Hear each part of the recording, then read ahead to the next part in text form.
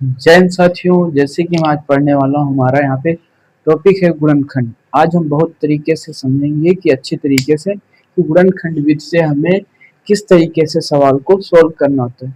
चलो हम देखते हैं अपने सवाल को किस तरीके से सॉल्व करना है। सबसे पहले हमारा दिया हुआ है सवाल, फर्स्ट नंबर हमारा सवाल दिया हुआ है x square minus 3x minus 10 बराबर 0। यहाँ पे सबसे पहले समझेंगे कि गुणा करने पर हमारा 10 है और घटाने पे -3 है। मतलब यहाँ पे मैं गुणा करने पर 10 आए और घटाने पे हमारा -3 आना चाहिए। तो इस तरीके किस तरीके से करेंगे, 5 गुणे 2, 5 दूनी 10। यहाँ पे हमारा 5 दूनी 10 हो गया। तो इस तरीके से हम इसको माइनस करेंगे। जब 5 में से हमारा 2 जाएगा तो हमारा -3 बचेगा। इस तरीके से हम सोल्व करेंगे। एक्स स्क्वायर किया हमने, अब यहाँ पे हमारा प्लस होगा तो 5 माइनस, यहाँ पे हमारा माइनस होगा और इधर हमारा प्लस होगा, तब हमारा ये माइनस में हो पाएगा। 2x माइनस 10 बराबर 0। इस तरीके से हमने किया।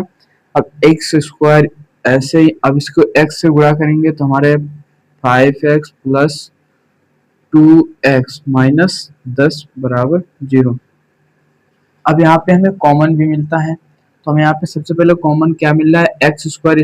इसमें हमारे पास 2x है, इस पे हमारे पास 1 ही है, तो हम यहाँ पे क्या x एक कॉमन बाहर ले लिए। तो इस तरीके से हमारा 2 था, यहाँ पे 1 बचेगा और -5, यहाँ पे हमारा केवल 5, एक तो x हमारा था, इसका काम खत्म हो गया। अब यहाँ पे हमारा 2 है, 10 है, इसमें x तो कॉमन है नहीं। अब यहाँ पे हमारा 2 कॉमन होगा, प्लस का 2 लिया हमने x, और यहाँ पे 2 पंजे 10, इसको हम भाग दे दिया इस तरीके 0। अब x ये हमारे सेम आने चाहिए, अगर हमारे सेम नहीं है तो हमारा सवाल गलत होगा। इसी तरीके से x माइनस 5 बराबर, ये हमारा आ चुका है। इस तरीके x प्लस 2 बराबर 0। इस तरीके से हमें गुणनखंड से सवाल को सॉल्व करना होता है। इसी तरीके से हमारा दूसरा सवाल भी लगेगा। दूसरा सवाल हमारा है 2x square plus x minus 6 बराबर 0।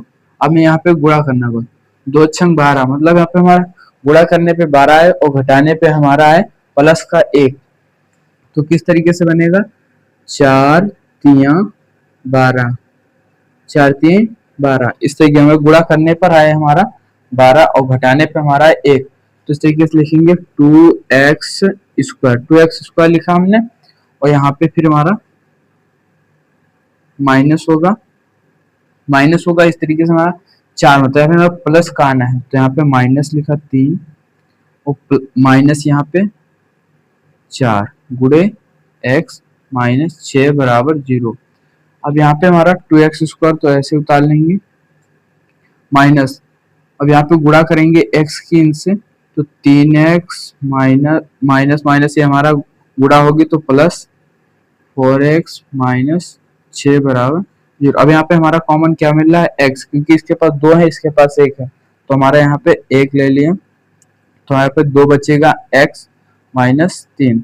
अब इसी तरीके से हमारा इसमें क्या मिल रहा है कॉमन, 2, क्योंकि 2 के पाने हमारे 6 आता है, 4 भी आता है, 2 ले लिया, 2 दूना 4, यहाँ पे 4 हुआ, 2 बच गया हमारे पास, और x भी बचा, माइनस 2 3 6, हमने भाग कर दिया।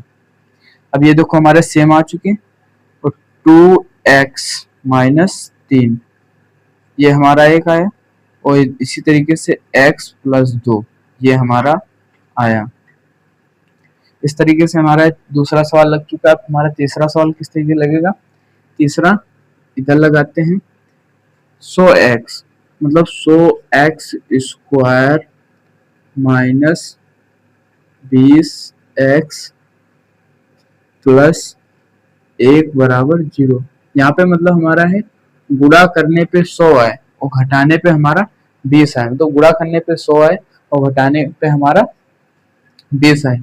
तो इस तरीके किस तरीके से होगा, 10 गुणे 10, इस तरीके से 10 गुणे 10, तो हमारा क्या आएगा, 10 दाम 100 और 10 10 जोड़ेंगे तो हमारा 20 हो जाएगा। तो यहाँ पे हमारा 100x, हमारा यहाँ पे 100x स्क्वायर, और इसी तरीके से हमारा माइनस लगाया 10 प्लस 10, x प्लस 1 बराबर 0। और 100x माइनस, इसके हम गुणा करेंगे तो हमारे यहाँ पे 10x, ब्रैकेट हमारा खुला तो माइनस का 10x, इसी तरीके से प्लस माइनस तो माइनस 10x प्लस 1 बराबर 0। हमारा इसमें क्या कॉमन मिल रहा है? कॉमन हमें मिल रहा है ये x², इसके पास 2, इसके पास 1 है, तो हमें यहाँ पे एक, हमने यहाँ पे x लिया कॉमन, और इसी तरीके से हमारा 10 है, यहाँ पे 100 है, तो हमें यहाँ पे 10x पूरा कॉमन ले लेंगे। 10x, 10 दहम 100, 10x माइनस का 1, माइनस का 1। अब इसमें हमें क्या कॉमन मिलेगा? यहाँ पे मिलेगा हमें 1, यहाँ पे हमें मिलेगा 1 कॉमन माइनस का ले लिया। अब यहाँ पे 10x, ये प्लस माइनस होगा तो माइनस 1 बराबर 0। अब यहाँ पे हमारे ये सेम सेम होंगे तो हमारा 10x माइनस 1, उसी तरीके से 10x माइनस 1। कभी कभी हमारे सेम भी आ सकते हैं, कभी कभी वो भी आ सकते हैं हमारे। इसी तरीके से हमारे गुणनखंड विधि से सॉल्व कर सकते थे। तब तक के लिए जय।